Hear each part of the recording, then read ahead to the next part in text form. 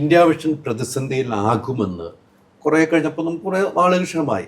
ആ സമയത്ത് വീണ്ടും അത് പ്രതിസന്ധിയിലേക്ക് പോകുന്നു. പൂട്ടിയ സമയത്ത് എന്താണ് ആദ്യം തോന്നിയത്? അതെനിക്ക് ഏറ്റവും എൻ്റെ ജീവിതത്തിൽ ഏറ്റവും വേദന ഉണ്ടാക്കിയൊരു കാര്യമാണ്. കാരണം നമ്മുടെ ഒരു നമ്മൾ വളർത്തിക്കൊണ്ടത് ഒരു കുഞ്ഞല്ലേ. അപ്പോൾ അത് അടച്ചു പൂട്ടുന്നു എന്ന് പറയുമ്പോഴുണ്ടാകുന്ന മാനസിക പ്രയാസം, കാരണം ഇതുമായി ബന്ധപ്പെട്ട് ധാരാളം ആളുകളുടെ ജീവിതങ്ങളുണ്ട്.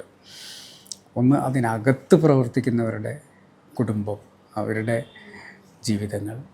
പിന്നെ ഇതിൽ കഫ്തീരിയയിൽ വരെ ജോലി ചെയ്യുന്ന ആളുകൾ ഇതിലേക്ക് ഓഹരി ആയി വന്ന് അതിൻ്റെ ഭാഗമായി അങ്ങനെയുള്ള കുറേ ആളുകൾ, ഇവരെ ഒക്കെ ഓർത്തിട്ടുള്ളൊരു പ്രയാസം എനിക്കുണ്ടായിട്ടുണ്ട്. കാരണം എനിക്ക് ചിലപ്പം പിന്നെ വ്യക്തിപരമായി വേറെ പ്രശ്നങ്ങളൊന്നും ഉണ്ടാവില്ലായിരിക്കാം, പക്ഷേ അങ്ങനെയുള്ള ഒരു വലിയ പ്രതിസന്ധിയെ നമുക്ക് എങ്ങനെ നേരിടാൻ പറ്റുമെന്ന് പറയുന്ന വലിയൊരു ആശയക്കുഴപ്പമുണ്ടായിട്ടുണ്ട്. പിന്നെ ഇതുമായി ബന്ധപ്പെട്ട് ധാരാളം കേസുകളൊക്കെ വന്നിരുന്നു. ആ കേസുകളൊക്കെ ഞാൻ ഒറ്റക്കാണ് നേരിട്ടത്. കാരണം ശരിക്കും ഞാൻ ഒറ്റയ്ക്ക് നേരിടേണ്ടതല്ല.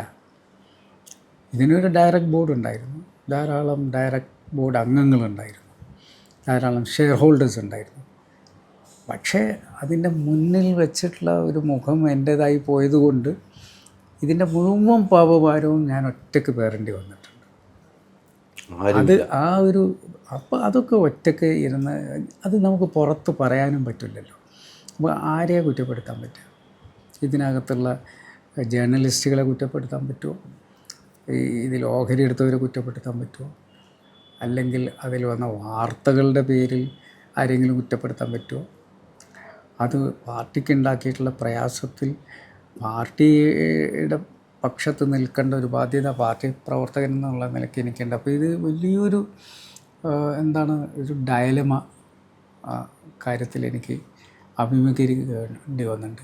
സത്യത്തിൽ ഇതാണ് ഞാൻ ഒറ്റയ്ക്കിരുന്ന് ഏറ്റവും കൂടുതൽ കരഞ്ഞിട്ടുണ്ടെങ്കിൽ അത് ഇന്ത്യ വിഷൻ എന്ന് പറയുന്ന ഒരു പ്രസ്ഥാനത്തിൻ്റെ